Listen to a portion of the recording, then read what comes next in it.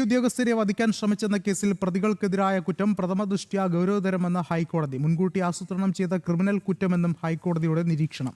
പ്രതികൾക്ക് ജാമ്യം നൽകിയ ഉത്തരവിലാണ് കൃത്യമായ നിരീക്ഷണം ഇപ്പോൾ കോടതി ചൂണ്ടിക്കാട്ടുന്നത്.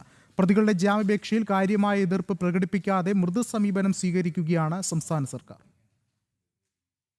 ഇഡി ഉദ്യോഗസ്ഥരെ വധിക്കാൻ ശ്രമിച്ചെന്ന കേസിൽ 9 പ്രതികൾക്ക് കർശന ഉപാധികളോടെ ജാമ്യം നൽകിക്കൊണ്ടുള്ള ഉത്തരവിലാണ് ഹൈക്കോടതിയുടെ സുപ്രധാന നിരീക്ഷണങ്ങൾ. പ്രതികൾക്കെതിരായ കുറ്റം പ്രഥമദൃഷ്ട്യാ ഗൗരവതരമെന്ന് ചൂണ്ടിക്കാട്ടിയ ഹൈക്കോടതി മുൻകൂട്ടി ആസൂത്രണം ചെയ്ത ക്രിമിനൽ കുറ്റമാണ് അക്രമ സംഭവമെന്നും വിമർശിച്ചു.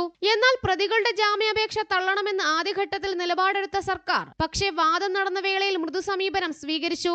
അന്വേഷണം പൂർത്തിയായെന്നും തൊണ്ടിമുതലുകൾ കണ്ടെടുത്തതടക്കമുള്ള സർക്കാർ വാദം പ്രതികൾക്ക് ജാമ്യം കിട്ടാൻ കാരണമായി മാറി. വാദത്തിനിടെ കാര്യമായ എതിർപ്പ് സംസ്ഥാന സർക്കാരിന്റെ ഭാഗത്തുനിന്നും ഉണ്ടായതുമില്ല.